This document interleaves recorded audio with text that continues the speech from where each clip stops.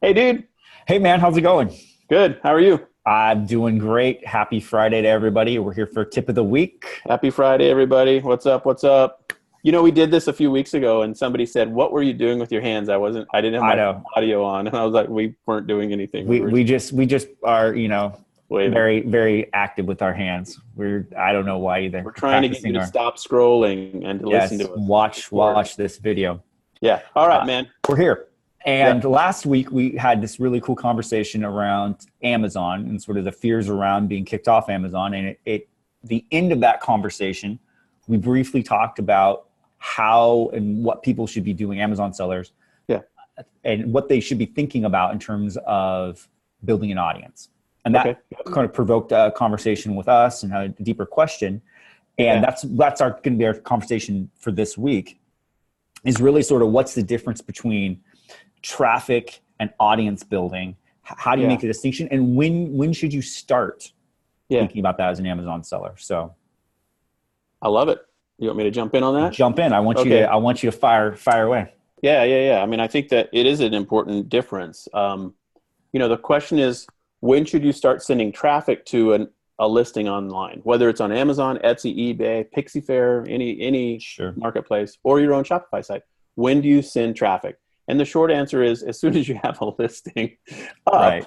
you Right. should ask yourself the question, here's the primary question. Am I, as the seller, responsible for how many visitors land on my product page? And I would suggest you should say yes to that. You're Yes. responsible, because the organic traffic that, let's say, Amazon sends to your listing, great, Mhm. fine, whatever. You're still responsible, because if you Yeah. set your product up properly, you're going to rank for the Right. search results in Amazon. But so traffic, you should start as soon as you have products. Now, Yep. how do you send traffic uh, to your product, beyond just the organic search results in Amazon? Well, AMS Mhm. services is one thing. But there are other traffic strategies, of course. You can do paid ads to your Mhm. listing. You'll have to decide whether that makes sense given the nature of what you're selling. Yeah. So that's one piece of this topic. The other piece, though, that's completely different in a way is, when do you build an audience Right. for your work? And to me, that's different from just mercenary traffic strategies. Yep. And that question, I think, is answered when you say, do I have a niche that I'm operating in? Mhm. And is that niche, can I attract an audience of people around selling to them in a logical way? I mean, is there a reason you would build Mhm. an audience and a tribe? People call it. Stu Mhm. McLaren's tribe is famous, um, and that audience, then you'll have something to sell to them for the long term. And I think you do that as soon as you have a niche that you're Mhm. operating in. So even if you have 20 different products you're testing, if they're all in the pet brand space, or aquarium supplies, or gardening supplies, or whatever, then you've got the opportunity to build an audience. And the audience building tools are things like an email list, social media around the topic, like a Facebook group for the topic, Yep. an Instagram account for the topic. You don't even have to have a brand. Right. You can just be, like the bird, Watchers of America Instagram account. And if Mhm. you've got bird related, watching supplies coming down the pipeline, then you Right. can Right. build Right. that audience. So I think that's kind of how I look at it. I don't know. What are your thoughts on that? Does that make sense? No, I totally agree. I think once you sort of understand who your audience is and who you want to sell to and be a part of, because part, I think, of selling a product, even on Amazon, really comes down to building a relationship as much as you can Yeah. through a third-party platform with Yeah. your customer, and that is predicated on you understanding what they need.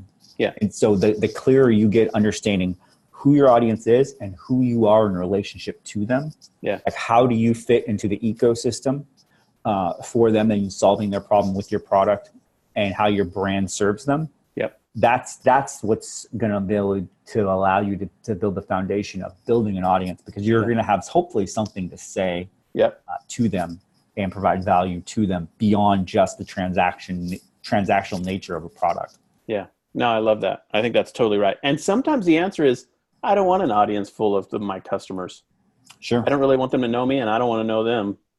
And if that's the case, then you can still drive traffic without Right. building an audience. And so, but I mean, I think it's important for sellers to think that through.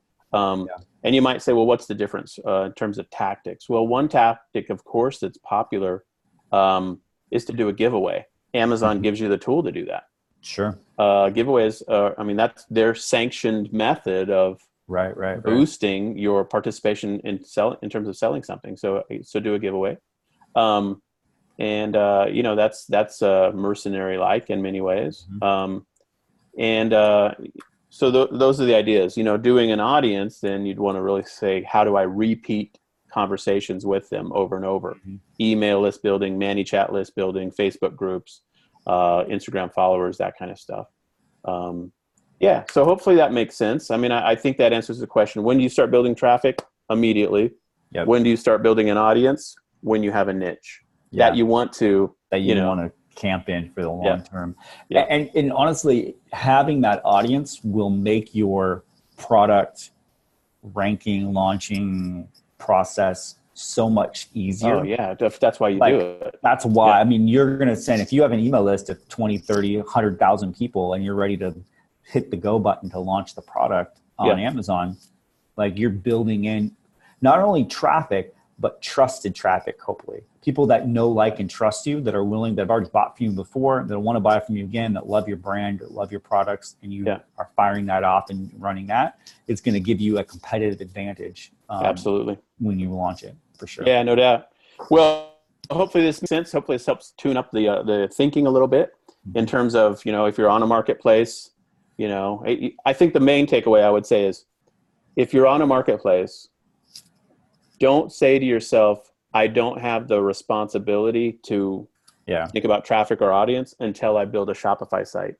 Right. I think the clients that we work with that are successful have thought about that from the very beginning. And then the step towards Shopify is so much easier because they're not trying to build a Shopify site and build all of their audience tools. So that's, I think, the primary takeaway. So 100%. You cannot abdicate any responsibility for your business to anybody or any organization, right? Like, you can't say Amazon's responsible for my traffic. Yeah. That's a mistake, because Amazon, if you give Amazon responsibility for your traffic, then you also are giving them the power over it. And whenever they decide, nope, I don't want to do that, or someone else is producing better in terms of conversion rate than you, guess what? You're just going to drop in the organic, and Amazon's not going to care. Yeah. Like, Amazon doesn't care whether your product is selling on their platform or not. They just want to drive sales through it. Yeah. Well, this is fantastic stuff, man. So if you're watching this and you want help with these types of tactics and strategies, of course, the Inner Circle program, it's available for you to jump into at winningonshopify.com. You can see it in the menu there, and then the opportunity to join. And then we also have one-on-one coaching that Kyle and I do. Yep. We work every day with coaching clients to solve these problems related to traffic, branding, Shopify, sales channel tactics. The list goes on, and we have a blast doing it. We basically hold people accountable. We educate and train people on new techniques. And then we also serve as a cheerleader and try to just encourage people. Being a solopreneur can be a lonely biz. Mm-hmm. And so we work hard to really come alongside people and celebrate their wins with them, and really bring as much value as we can to their e-commerce experience. So yeah, one-on-one coaching is an option. It's by application only. And so you apply, and then we have a 30-minute conversation, and we'll make sure it's a good fit for you and also a good fit for Kyle and I, that we can really add value. And we have, frequently, I would say, well, we have said to prospective clients, it's just not the right time, or we're not a good fit, because we will come across people who, and we'll be honest about it and say, we don't think we can add value at this point with where you're at.